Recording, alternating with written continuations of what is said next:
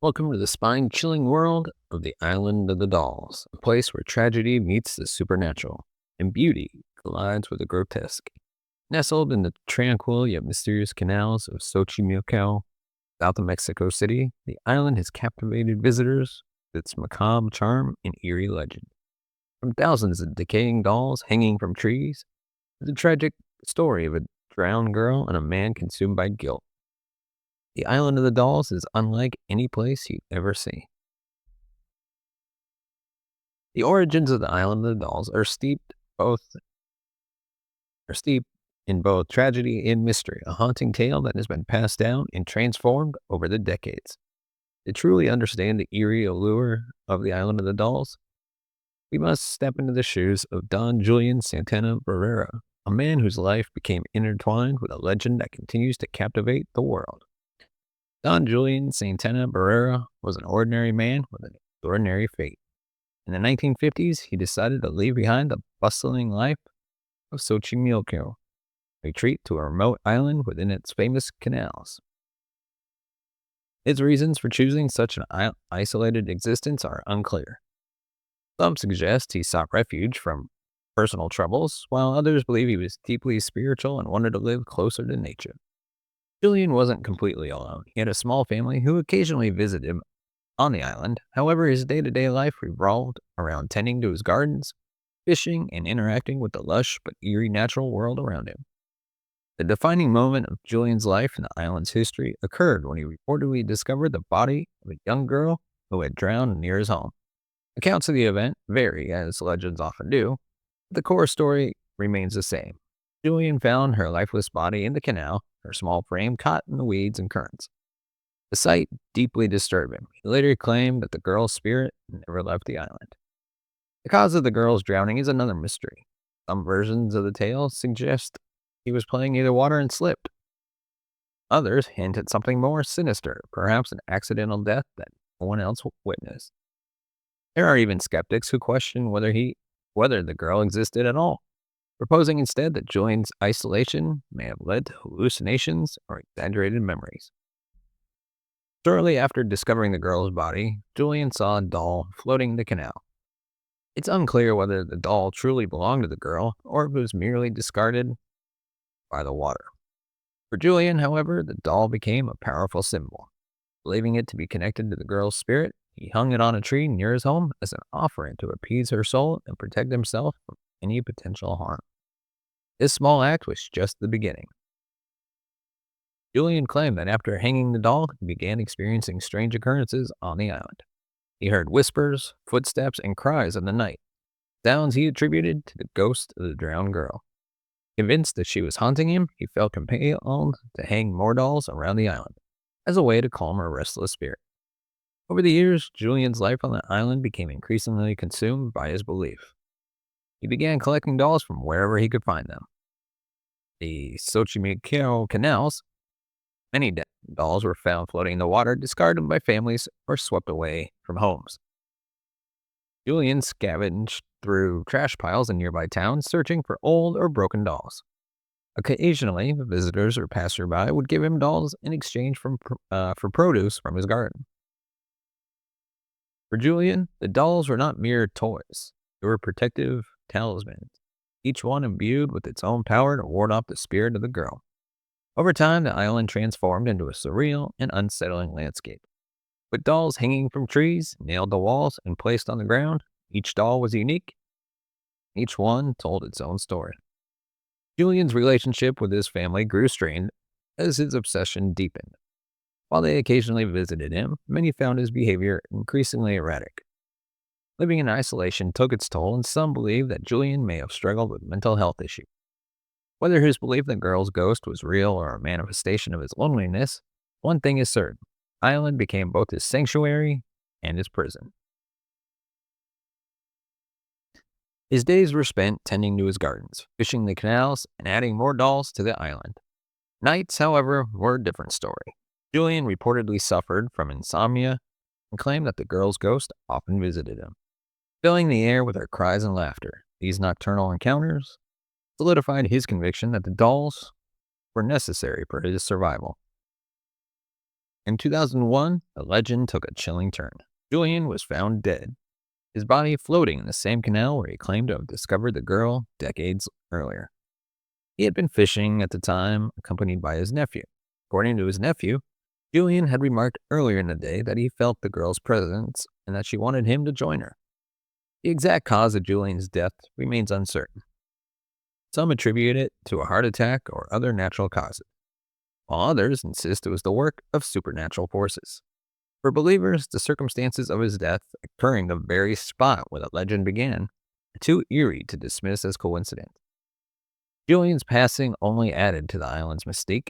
Visitors began flocking to the site, drawn by tales of his life, ghostly girl, and the eerie collection of dolls. Today, his family maintains the island, preserving it as both a tourist attraction and a shrine to his memory. While alive, Julian Island attracted the occasional curious visitor. Locals in the area would hear whispers of the crazy doll man living alone in the canals. Some visited out of pity, offering food or dolls, while others came out of morbid curiosity, hoping to catch a glimpse of the eerie island. However, many were frightened by what they found. The sight of decaying dolls with cracked faces and empty eyes hanging from trees was unnerving, even during the day. At night, the island's atmosphere was downright terrifying. Stories began circulating about the dolls moving on their own, their eyes following visitors, and whispers emanating from the trees. These tales only fueled Julian's belief that the girl's spirit was still alive, and they added another layer to the island's legend. Julian's life and death are a testament to the power of isolation and belief. Whether the events that unfolded on the island of the dolls were the result of supernatural forces or the manifestations of a lonely mind, they've left an indelible mark on the world. The dolls themselves are now silent witnesses to his story. Their decayed forms of bearing testament to decades of obsession, fear, and devotion. The island of the dolls has transformed from a reclusive man's eerie sanctuary into a world-renowned tourist destination. Yet the atmosphere of the island retains its haunting, otherworldly quality. Stepping onto the island feels like entering a dream, or perhaps a nightmare. Every detail from decaying dolls to the tangled undergrowth tells a story of obsession, isolation, the passage of time. Let's take a deeper look at the island as it exists today, exploring its haunting visuals, its emotional impact, and what makes it such a unique destination for visitors. The journey to the island of the dolls begins in the Xochimilco Canals, a UNESCO World Heritage Site known for its vibrant, festive, colorful boats and lush natural beauty. At first, the ride feels cheerful, with boat operators playing lively music or chatting about the local culture. The water is calm, surrounded by greenery and dotted with other boats carrying tours. However, as the boat approaches the island, the mood begins to shift. Cheerful chatter dies down, and the sounds of nature, rustling leaves, birdsong, and the occasional splash of water become more pronounced. The first glimpses of the island come into view, dolls dangling from trees, their lifeless forms swaying gently in the breeze. Some visitors describe this transition as chilling, like stepping into a different world entirely. When visitors step off the boat and onto the island, they are immediately greeted by a scene that is both surreal and unsettling. Thousands of dolls are hung from every available surface. Tree branches, fences and poles, and even some are discarded, lying scattered on the ground, with their hollow eyes staring up at the sky. The sight is overwhelming. Each doll feels unique, as if it has its own story to tell. Some visitors describe the sensation of being watched, as though the dolls are silently observing them. The sheer volume of dolls, ranging from tiny baby dolls to larger-than-life figures, creates an eerie sense of claustrophobia. At the center of the island stands Julian Santana Barrera's hut, a modest structure that serves as both a museum and a shrine. This hut is the beating heart of the island and the place where Julian spent most of his life. Stepping inside feels like stepping into another dimension, one filled with the weight of his story and the spirit of his devotion. And when you enter, what you'll find are, of course, dolls everywhere. The walls of the hut are lined with dolls, just as they are outside. Some of these are actually in better condition, as they've been somewhat protected from the elements. You'll also see items that once belonged to Julian, including tools, photographs, and handwritten notes. These artifacts provide a glimpse into his solitary life and the rituals he performed to appease the girl's spirits. Over time, visitors have left their own offerings in the hut: candles, notes, and even more dolls. These offerings add a spiritual dimension to the space, turning it into a place of quiet reflection. The hut feels frozen in time, as if Julian's presence still lingers. Some visitors report feeling an overwhelming sense of sadness or unease while inside, as though they're intruding on a sacred ground. The trees on the island are not just part of the natural landscape, they are active participants haunting. Their twisted branches are heavy with the weight of countless dolls. The way the dolls are hung feels almost ritualistic, with some arranged in clusters and others standing alone, staring blankly into the distance. During the day, the trees appear surreal and almost artistic, but at night, they take on a much darker quality.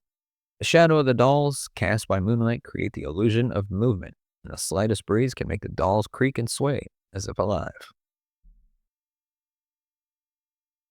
Each doll on the island is unique, and together they form a gallery of silent witnesses to Julian's life and the legend of the drowned girl. Over the years, visitors have added their own dolls to the collection, turning the island into an ever-growing memorial. Many visitors describe the dolls as having a presence, as if they're more than just objects. Their hollow eyes seem to follow you. Their postures, some slumped, others upright, create the illusion that they are alive, waiting to move when no one is looking. The Island of the Dolls is more than just a collection of creepy toys. It's a place that exists in the liminal space between the living and the dead. The atmosphere is thick with an unexplainable energy that visitors often struggle to describe. The Island of the Dolls is not just a physical space filled with decaying dolls. It is deeply rooted in the cultural, spiritual, and psychological fabric of Mexico.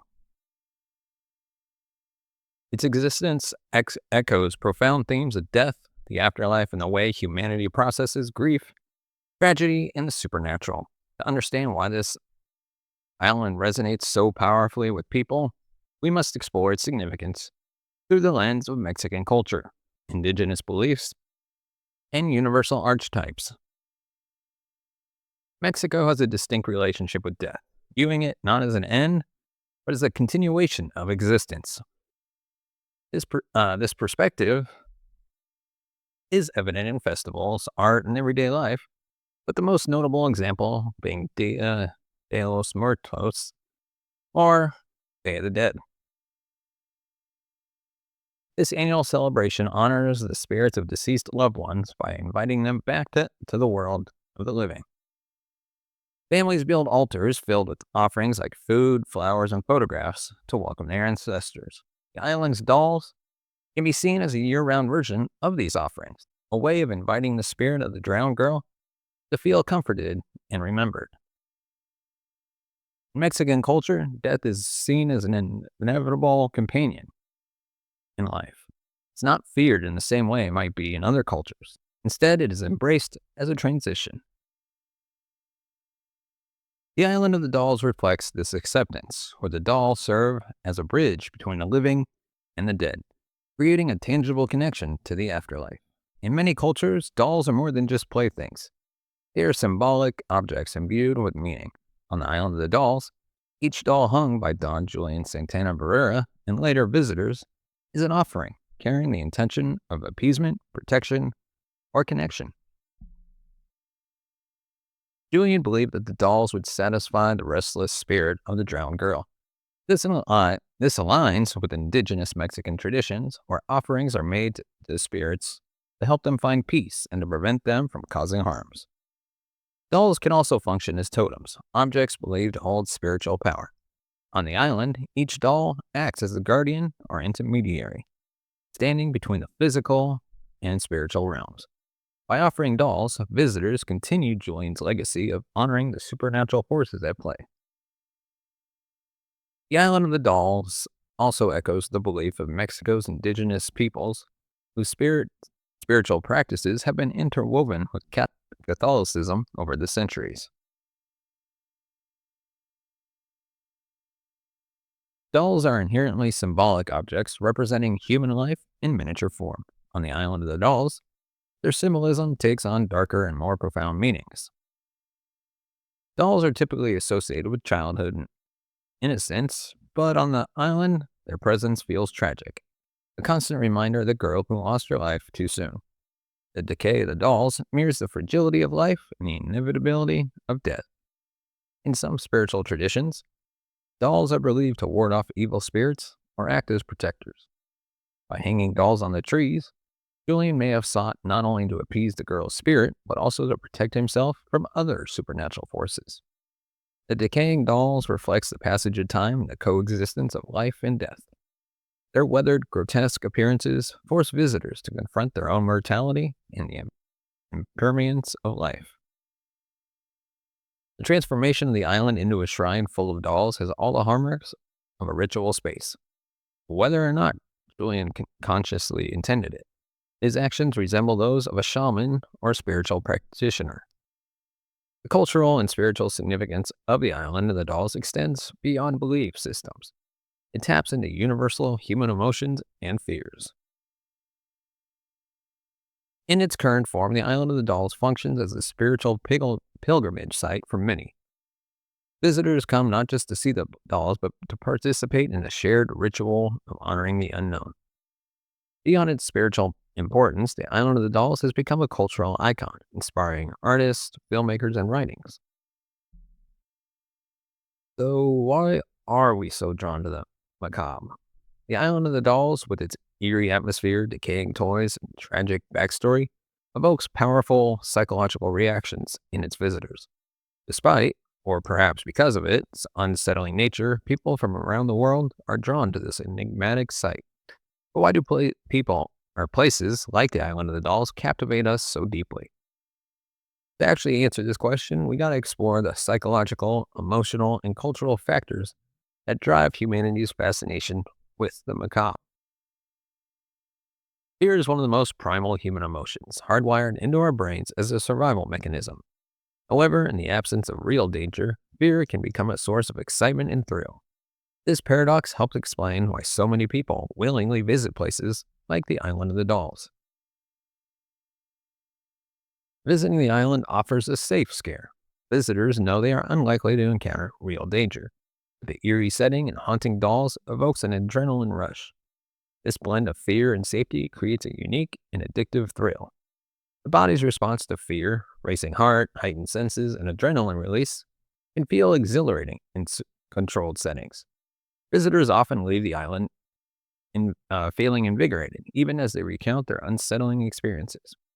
Fear sparks curiosity, the unknown, whether it's the drowned girl's spirit, the decaying dolls, or the island's mysterious atmosphere, compels visitors to seek answers, even if those answers may frighten them. Psychologists call this phenomenon benign masochism. Excuse me. Apologies for butchering these names. This occurs where people enjoy the thrill of discomfort when they know it poses no real harm.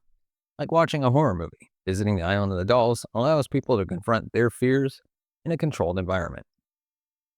One of the most unnerving aspects of the Island of the Dolls is the dolls themselves.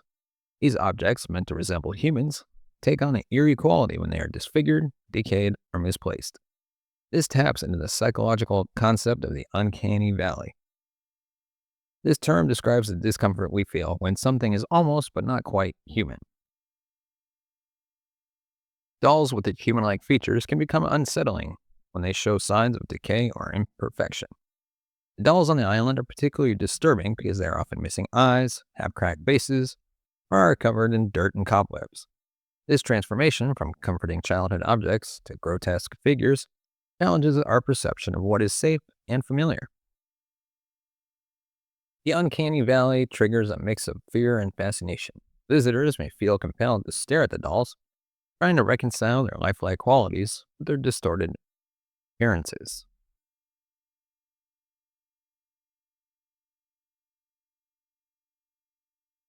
While the Island of the Dolls is an iconic tourist destination that captivates visitors worldwide, it has not yet been immune to criticism, from ethical concerns about its origins to debates about its environmental impact and commercialization.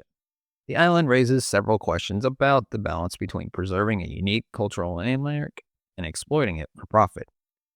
One of the most prominent criticisms of the Island of the Dolls is the perceived exploitation of tragedy. The entire legend is rooted in the story of a young girl who drowned in the Xochimilco canals and the subsequent obsession of Don Julian Santana Barrera to honor her spirit. Critics argue that turning this tragedy into a tourist attraction commercializes her death in a way that may feel disrespectful. Supporters of the island argue that its preservation keeps Julian's legacy alive and provides a way for people to reflect on themes of death, spirituality, and the afterlife. They see it as a meaningful tribute rather than exploitation. As the Island of the Dolls has gained international fame, questions about its authenticity have surfaced. Many believe that the site has been overly commercialized, losing some of the raw, haunting quality it once possessed. The influx of tourists, of whom are drawn by sensationalized portrayals in documentaries and paranormal TV shows, has changed the island's atmosphere. What was once a quiet, reflective space has become a crowded, sometimes noisy attraction.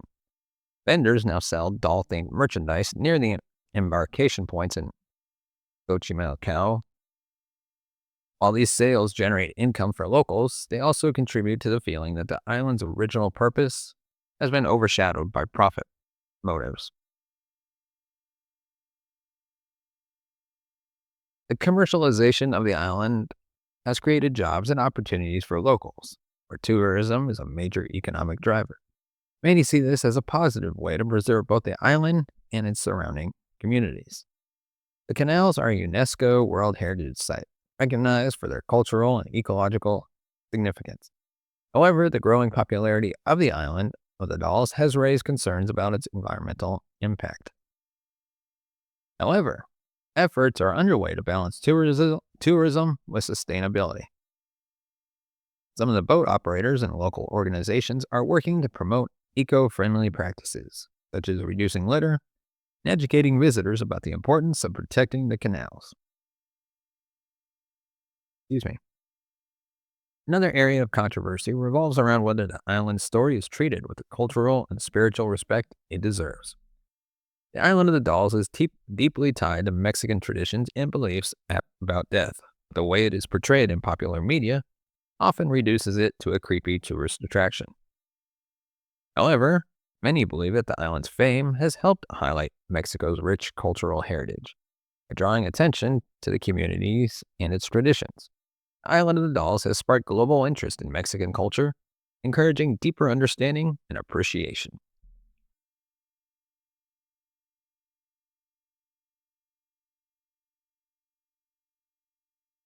The Island of the Dolls is more than a collection of decaying toys. It's a place where legend, culture, and human emotion intertwine. It challenges our perceptions of fear, mortality, and the supernatural, leaving visitors with an experience that's as unforgettable as it is unsettling.